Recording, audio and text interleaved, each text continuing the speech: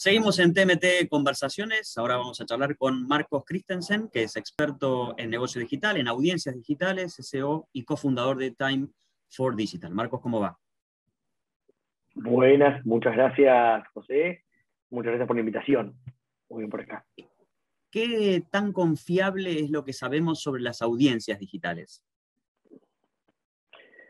Bueno, las audiencias digitales ahora actualmente tienen un sistema de medición estándar, que ya lo conocen, digamos, es Comscore. También hay diferentes herramientas y diferentes metodologías, ¿no? Cada medio usa su propio Google Analytics para entender su audiencia propia o entender el comportamiento de los usuarios dentro de su sitio. O tenés SimilarWeb, digamos, hay diferentes plataformas. Lo importante es, todas son bastante robustas, pero no todas miden lo mismo. Algunos miden personas, los otros miden dispositivos. ¿Está bien? Entonces, por eso siempre hay alguna diferencia entre lo que dice una y lo que dice otra. Digamos, pero la realidad es que son confiables las herramientas.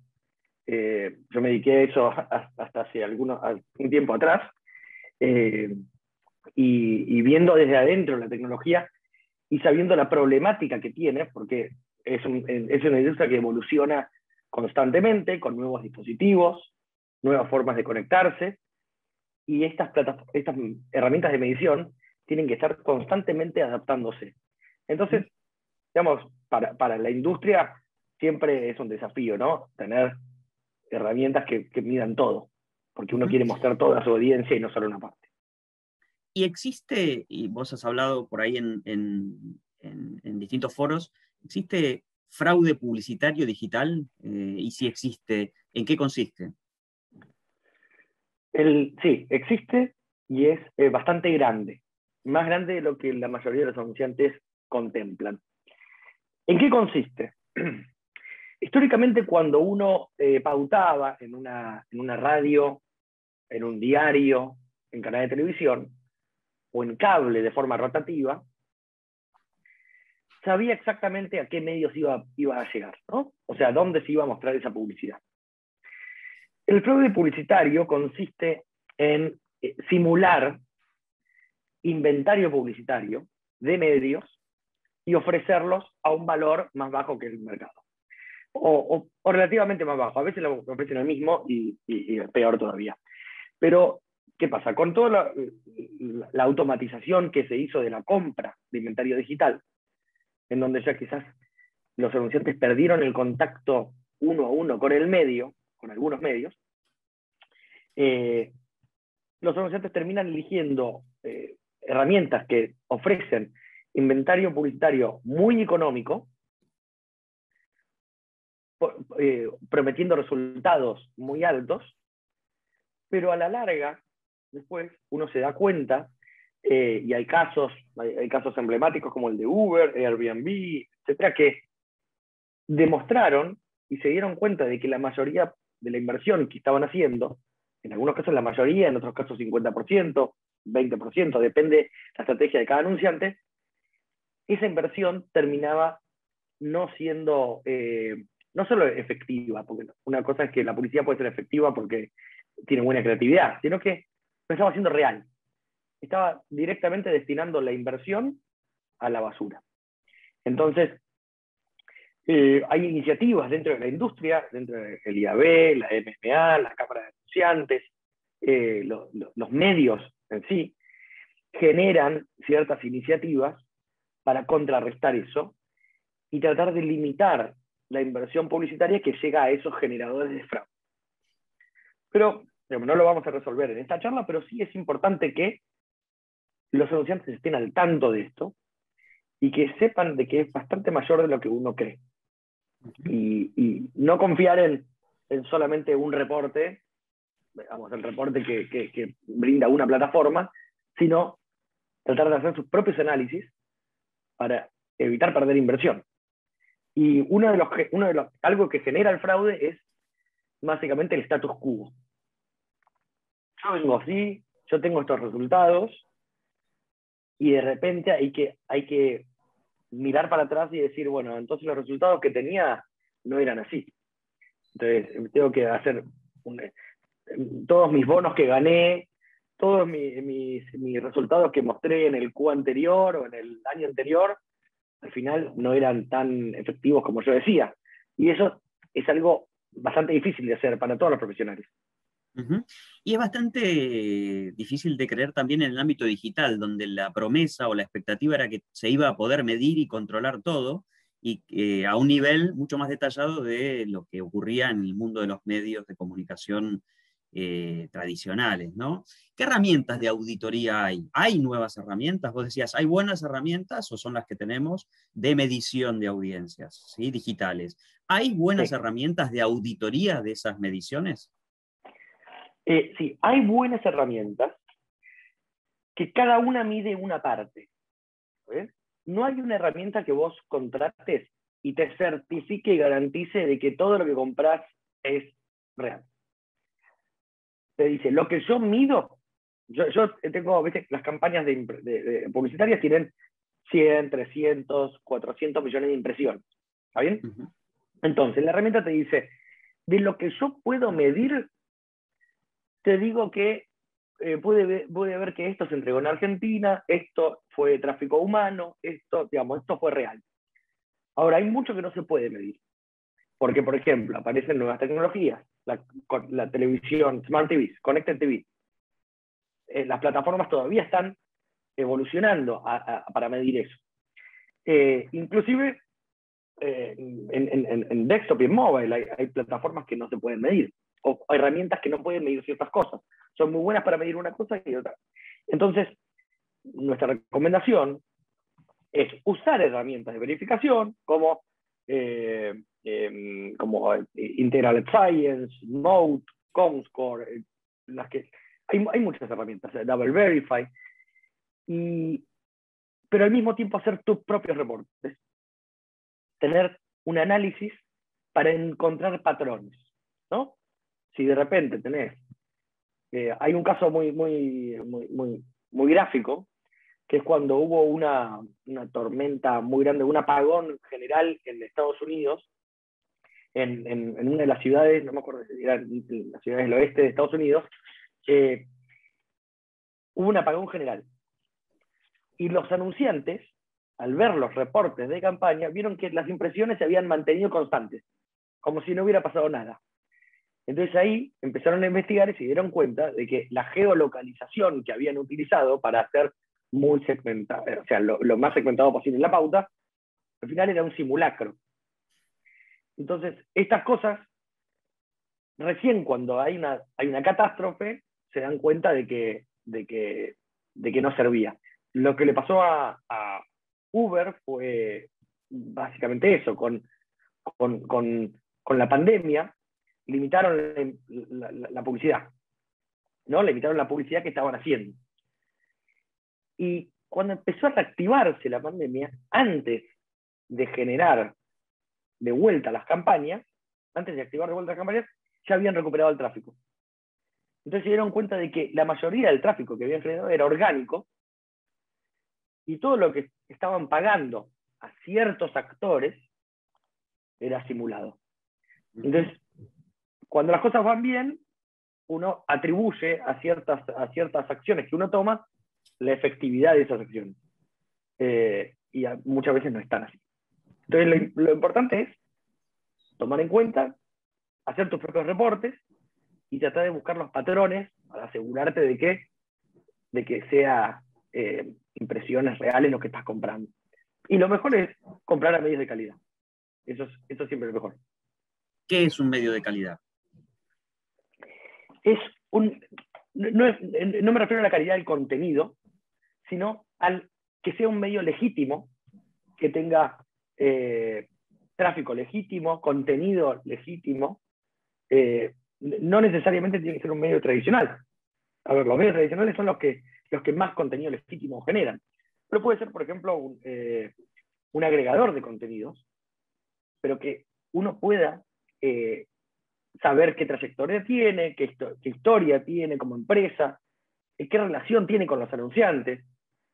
digamos, cuando uno llega a través de esta automatización de compra, que es muy buena para el día a día, para simplificar, así como el blockchain simplifica, lo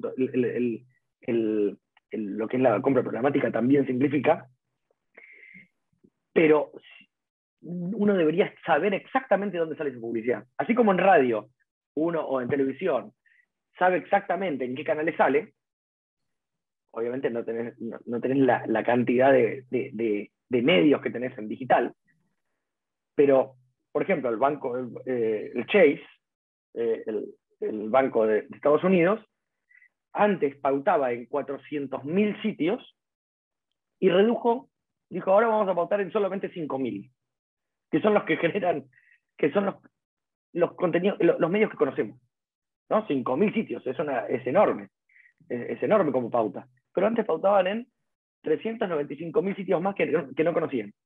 Ujú. Por esto de algo que se llama el concepto de blind network. Básicamente es compra a ciegas. Yo quiero llegar a esta audiencia, dámela como puedas. Y ahí es donde se pierde el control. Entonces, los anunciantes tienen que tener control de la pauta publicitaria. Marcos, esta evolución va rápido, hay cosas que parecen que llegan para quedarse, pero de golpe cambian. En los últimos tiempos se ha hablado mucho de las cookies. ¿Qué son las cookies y qué está cambiando?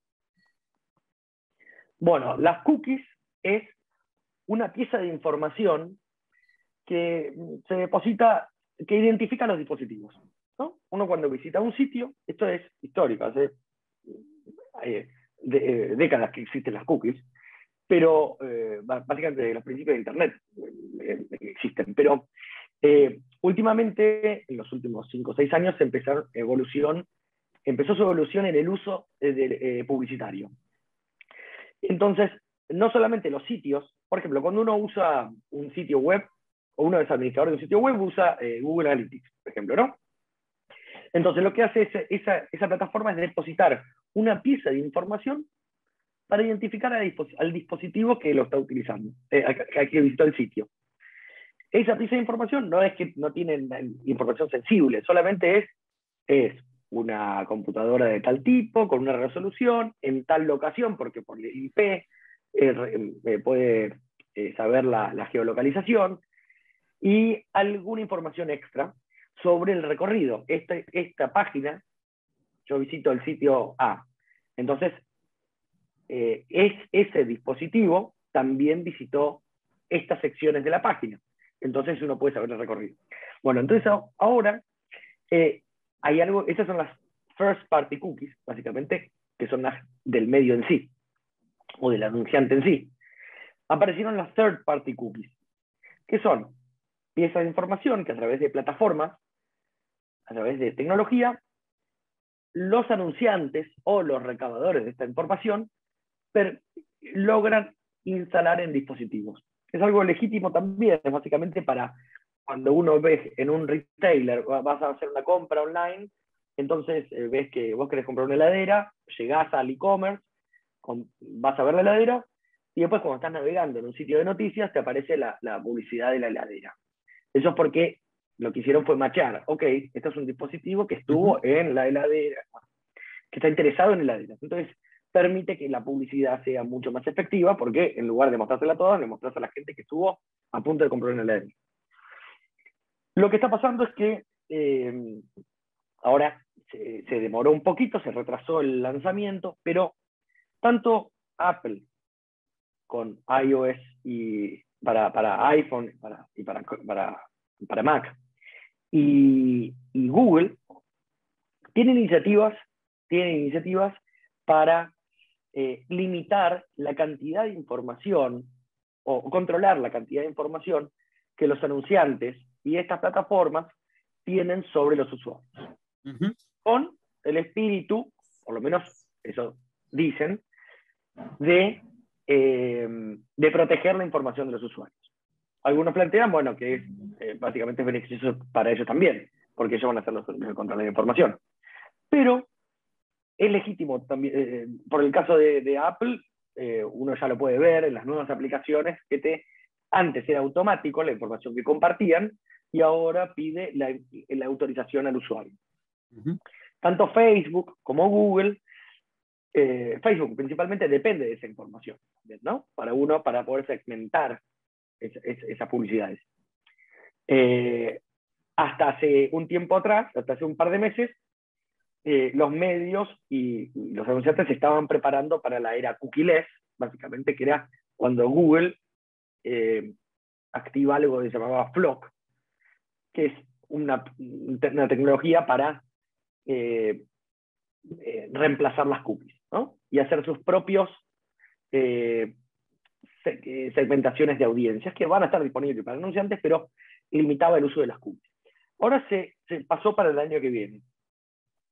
Y la realidad es que estamos todos hablando de, es un poco de futurología. Sabemos para qué servían hasta ahora, sabemos cómo puede impactar que las saquen de un día para el otro, pero ya los medios principalmente están tratando, y los anunciantes están viendo formas de reemplazar la necesidad de las cookies, ¿no? Con data propia, con first party data, con identificadores universales que tienen que ver no con cookies, sino con otras tecnologías, pero es algo que afecta a la industria publicitaria en el sentido de que se queda con le falta una parte de la información.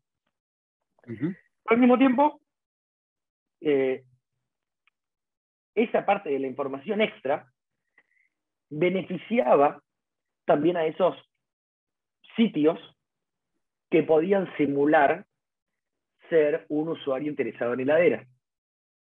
Entonces, mi perspectiva es que esto es personal, mi perspectiva es que es beneficioso para la industria que se llegue a esta etapa. Uh-huh. Va a ser disruptivo, va a ser,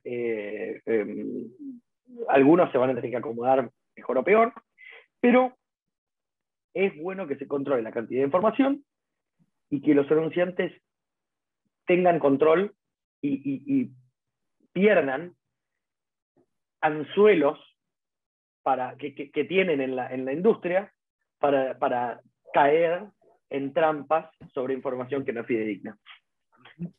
Marcos, muchísimas gracias. Bueno, muchas gracias a ustedes, espero haber sido claro y no aburrir. Hablábamos con Marcos Christensen, experto en audiencias digitales, CCO y cofundador de Time for Digital. Nos vemos la próxima. Gracias.